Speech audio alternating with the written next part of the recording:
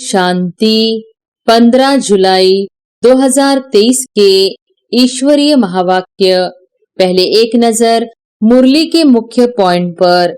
बाबा ने कहा, गाते हैं हर हर अर्थात दुख को हरो। भगवान के लिए ही गाते हैं, परंतु भगवान का पता न होने कारण ब्रह्मा विष्णु शंकर के लिए कह देते हैं। देव देव महादेव शिव को भूल शंकर के लिए कह देते हर हर महादेव। दुख हरने वाला पतित पावन तो एक निराकार भगवान है। शंकर को पतित पावन नहीं कहेंगे, महिमा सारी एक की है। माया का बड़ा भारी तूफान सूक्ष्म में आता है।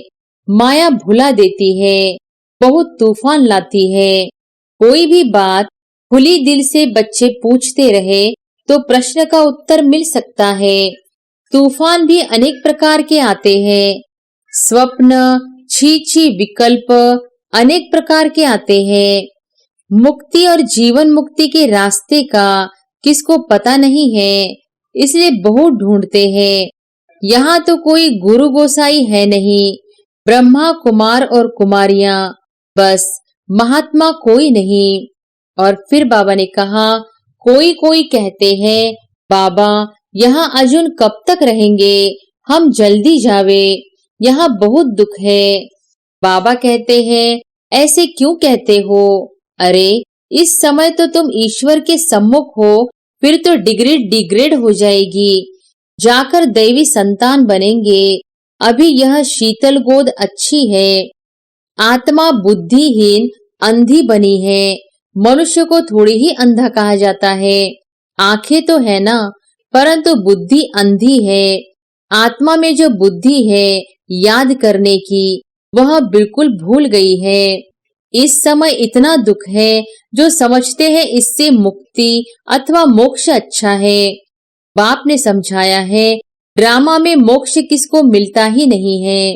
और फिर लास्ट में बाबा ने कहा, कहते हैं निरंतर याद करना बड़ा मुश्किल है। भले बाबा कहते हैं तुम कर्मयोगी हो, परंतु देखा गया है कर्म करने के समय याद भूल जाती है। ऐसी अवस्था को पाने में टाइम लगता है।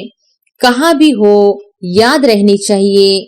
तुम जानते हो भगवान सर्वव्यापी नहीं, वह तो बाप है, और बाप से तो वर्षा मिलता है। सर्वव्यापी कहने से कोई मतलब ही नहीं निकलता। बाप को तो वर्षा देना होता है। शरीर निर्वाह अर्थ भले कर्म करो, फिर फुर्सत के समय बाप को याद करो। याद की यात्रा का रजिस्टर तुम्हारा ठीक होता जाएगा तो खुशी रहेगी। और अब सुनते हैं महावाक्यों को विस्तार से। मुरली का सार। मीठे बच्चे, बाप को अपनी अवस्था का समाचार खुले दिल से दो। खुली व सच्ची दिल में ही बाप की याद टिक सकती है। प्रश्न है, इस समय छोटे बड़े सबकी वानप्रस्थ अवस्था होते भी तुम कौन से बोल मुख से नहीं कह सकते हो? उत्तर है, बाबा अभी जल्दी करो, अभी हम घर चले, यहाँ तो बहुत दुख है। बाबा कहते, तुम बच्चे ऐसा कभी नहीं कह सकते, क्योंकि तुम अभी ईश्वर के सम्मुख बैठे हो। अभी तुम्हें शीतल गोद मिली है। इस समय तुम ऊंचे ते ऊंचे बने हो। सतयुग में डिग्री कम हो जाएगी, दैवी संतान बनेंगे, ईश्वरीय नहीं। इसलिए तुम जल्दी नहीं कर सकते। गीत है, तुम्हारे बुलाने को जी चाहता है, दिलो जान लुटाने को जी चाहता है। ओम शांति। मीठे मीठे बुलाने वाले बच्चों ने अब जाना, भक्त भगवान को बुलाते हैं। अब तुम भक्त तो नहीं ठहरे, तुम हो बच्चे। बच्चे तो याद भी करते हैं, लिखते भी हैं कि बाबा हम सम्मुख सुनने चाहते हैं। निमंत्रण देते रहते हैं, बाबा आपसे सम्मुख सुने। अब सिवाय ब्रह्मा मुख के डायरेक्ट सुनना तो मुश्किल है। बच्चे जानते हैं, बाबा कल्प पहले मुहाफिक आए हुए हैं। ब्रह्मा मुख वंशावली ब्राह्मण कुल भूषण नाम कितना अच्छा दिया हुआ है। ब्रह्मा कुमार कुमारियां तो बहुत है, उन्हों को ज्ञान मिला हुआ है। परमपिता परमात्मा जो ज्ञान का सागर है, उनको ही सुख का सागर भी कहा जाता है। गाया भी हुआ है, दुख हरता सुख करता, वह तो शिव बाबा ही है। नाम कितने भिन्न भिन्न दिए हैं, गायन तो बहुत है ना। गाते हैं हर हर अर्थात दुख को हरो, भगवान के लिए ही गाते हैं। परंतु भगवान का पता न होने कारण ब्रह्मा विष्णु शंकर के लिए कह देते हैं। देव देव महादेव, शिव को भूल शंकर के लिए कह देते हर हर महादेव। ब्रह्मा और विष्णु को महादेव नहीं कहेंगे, वह तो दोनों स्थूल पाठ में आते हैं। शंकर सूक्ष्म वतन में ही रहता है। दुख हरने वाला पतित पावन तो एक निराकार भगवान है। शंकर को पतित पावन नहीं कहेंगे, महिमा सारी एक की है। विष्णु के दो रूप लक्ष्मी नारायण व राधे कृष्ण है, जिनका अलग अलग जन्म होता है। विष्णु अवतरण भी गाया हुआ है, चतुर्भुज दिखाते हैं। परंतु यह किसको पता नहीं है कि पहले लक्ष्मी नारायण स्वर्ग में प्रिंस प्रिंसेस राधे कृष्ण बनते हैं। यह तुम ही जानते हो। यह भी जानते हो, माया का बड़ा भारी तूफान सूक्ष्म में आता है। माया भुला देती है, बहुत तूफान लाती है। कोई भी बात खुले दिल से बच्चे पूछते रहे तो प्रश्न का उत्तर मिल सकता है। तूफान भी अनेक प्रकार के आते हैं। स्वप्न, छीछी, विकल्प अनेक प्रकार के आते हैं। आंधी तूफान को कहा जाता है। अब यह ब्रह्मा तो नामी ग्रामी है, बाकी भी बाबा ने प्रवेश किया है तो बहुत नामी ग्रामी हो गया है। जैसा जैसा मनुष्यों का देश वैसा वेश भी होता है। अभी तो देखो, कोई लूले लंगड़े, कोई कुब्जा, किसकी आंख नहीं होगी। वहां तो नेचुरल ब्यूटी है, क्योंकि 5 तत्व भी सतो प्रधान है। तो यह ज्ञान सम्मुख सुनने के लिए बच्चियां बुलाती है। गीतों में भी कुछ न कुछ ठीक है, जैसे देवता धर्म प्राय लोप है, फिर भी मंदिर यादगार तो है ना। यादगार सभी धर्म वालों का है। यह तुम बच्चे ही समझते हो। बरोबर ऊंच ते ऊंच एक निराकार भगवान को कहा जाता है। उनका ही गायन है, और है भी संगम योग, जब आत्माएं और परमात्मा मिलते हैं। आत्माएं तो बहुत है ना, वृद्धि होती रहेगी। अभी तुम बच्चे सम्मुख सुन रहे हो, औरों की भी दिल होती है सम्मुख सुने। यहाँ आ नहीं सकते, बांधिलियां हैं। और कोई भी सत्संगों में जाने लिए कभी किसको मना नहीं करते। बम्बई में गीता सुनाते हैं, कोई भी धर्म वाले जा सकते हैं, फीस नहीं है। भिन्न भिन्न गुरु पास जाते रहते हैं कि कहाँ से सहज रास्ता मिल जाए। मुक्ति और जीवन मुक्ति के रास्ते का किसको पता नहीं है, इसलिए बहुत ढूंढते हैं। यहाँ तो कोई गुरु गोसाई है नहीं, ब्रह्मा कुमार और कुमारियां, बस महात्मा कोई नहीं। जैसे तुम हो वैसे यह दादा है, फर्क कुछ नहीं है। वेश आदि में कोई फर्क नहीं है। यह शॉल आदि भी कभी उतार देता हूँ, परंतु ड्रामा अनुसार यह जैसे ऑफिशियल ड्रेस है। ड्रेस को तो देखना नहीं है, बुद्धि शिव बाबा तरफ चली जाती है, और सभी मनुष्य शरीर को देखेंगे। तुम अपने शरीर को भी भूलते हो और इस दादा के शरीर को भी भूलते हो। देही अभिमानी बनना है, इनके शरीर को नहीं याद करना है। शिव बाबा इन द्वारा हमको राजयोग सिखलाते हैं। वही नॉलेजफुल त्रिकालदर्शी है। आदि मध्य अंत का राज इस समय बैठ सुनाते हैं। बुढ़ियों आदि के लिए भी बड़ा सहज है। उन स्कूलों में तो बुढ़ियाएं कुछ समझ न सके, यह सबके लिए सहज है।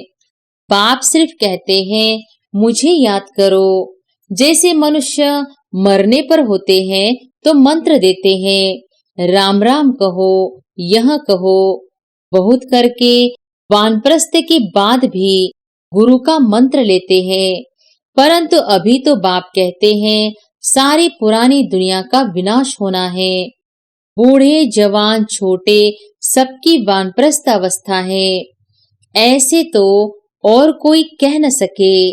कहेंगे सबका मौत लाने तैयार हुए हो क्या? हाँ, मौत तो सबका होना ही है।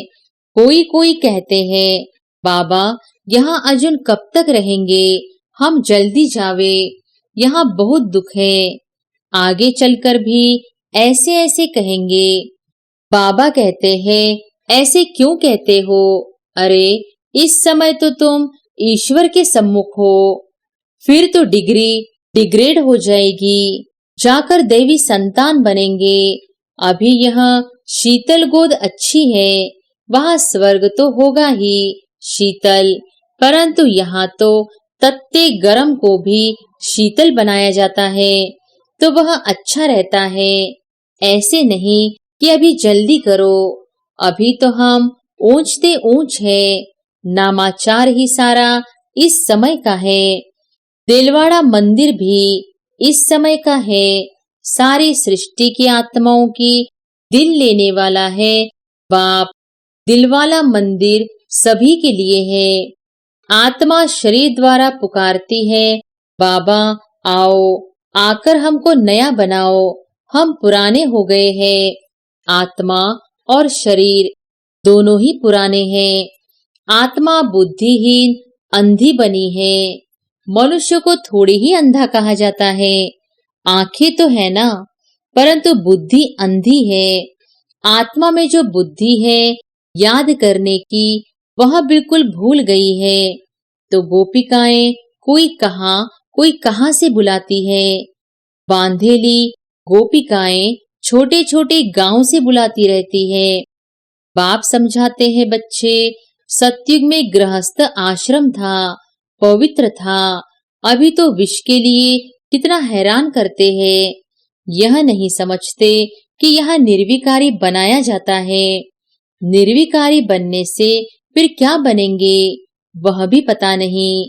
सन्यासी भी पवित्र बनने लिए भागते हैं, परंतु उनको यह पता नहीं कि हम पवित्र बन पवित्र दुनिया में जाएंगे। इन बातों को वह मानते ही नहीं। इस समय इतना दुख है, जो समझते हैं इससे मुक्ति अथवा मोक्ष अच्छा है। बाप ने समझाया है, ड्रामा में मोक्ष किसको मिलता ही नहीं है, अभी तुम जानते हो। बाप कहते हैं सिर्फ इतना याद करो कि 84 जन्म पूरे हुए, अब बाबा आया है लेने लिए। बाप को याद नहीं करेंगे तो तूफान बहुत लगेंगे। विवेक भी कहता है निरंतर याद करना बड़ा मुश्किल है। भले बाबा कहते हैं तुम कर्मयोगी हो, परंतु देखा गया है कर्म करने के समय याद भूल जाती है। ऐसी अवस्था को पाने में टाइम लगता है, इसमें बहुत पुरुषार्थ करना होता है। कॉलेज में पुरुषार्थी बच्चों को रात दिन पढ़ने की हॉबी रहती है। कोशिश करते हैं गवर्नमेंट से स्कॉलरशिप ले लेवे, बहुत माथा मारते हैं, फिर बड़े खुश होते हैं। यहाँ भी बाप कहते हैं तुम अच्छी रीति पढ़कर स्कॉलरशिप लो, पहले पहले तख्त नशीन बन जाओ। दौड़ी लगानी चाहिए। तुम जानते हो अभी बाप सम्मुख बैठे हैं, डायरेक्ट इस रथ में बैठ बच्चे बच्चे कहे बात करते हैं। ब्रह्मा का तन तो मुकर्रर है। बाप कहते हैं मैं आत्माओं से बात करता हूँ। तुम पुकारते थे बाबा आओ, अब मैं आया हूँ। तुम आत्माएं भी निराकार हो, हम भी निराकार हैं। तुम भक्ति मार्ग में भिन्न भिन्न नाम रूप देश काल धारण कर याद करते आए हो। अब सम्मुख तुमसे बात कर रहा हूँ। तुमको तो अपने शरीर का आधार है, हमको तो यह लोन लेना पड़ता है। बाप बच्चों को कहते हैं, अब यह पुराना चोला छोड़ना है, नाटक पूरा हुआ। अब निरंतर बाप को याद करने की कोशिश करो। अगर और कुछ याद पड़ता रहेगा तो फिर सजाएं खानी पड़ेंगी। जितना हो सके औरों की याद निकाल दो। यात्रा पर जाते हैं तो बुद्धि में वही याद रहती है। बस हम श्रीनाथ द्वारे जाते हैं। तुम्हारी है सच्ची रूहानी यात्रा। आत्मा परमात्मा के साथ योग लगाती है, फिर शरीर निर्वाह अर्थ कर्म करने लिए यहाँ आते जाते हैं। कहाँ भी हो याद रहनी चाहिए। तुम जानते हो भगवान सर्वव्यापी नहीं, वह तो बाप है और बाप से तो वर्षा मिलता है। सर्वव्यापी कहने से कोई मतलब ही नहीं निकलता। बाप को तो वर्षा देना होता है। उनको यह आश नहीं रहती कि मुझे वर्षा मिलना है। आश रहेगी बच्चों को वर्षा देना है। इस बाप की भी दिल में है, हमको वर्षा देना है। बाप और बच्चों का संबंध है। बच्चों को वर्षा लेना है, बाप को देना है। बाप फिर क्या लेंगे, उनको देना होता है। सच्ची आत्मा पर साहेब राजी होता है तो कितना सच्चा बनना चाहिए। परंतु सभी बच्चे हो ना, तो वर्षा देने वाले बाप को याद करना चाहिए। कच्चे बच्चों को याद नहीं रहता है। शरीर निर्वाह अर्थ भला कर्म करो, फिर फुर्सत के समय बाप को याद करो। याद की यात्रा का रजिस्टर तुम्हारा ठीक होता जाएगा तो खुशी रहेगी। मनुष्य को जो आदत पड़ती है वह वृद्धि को पाती है। बुद्धि में रहना चाहिए, हमारे 84 जन्म पूरे हुए, अब नाटक पूरा हुआ।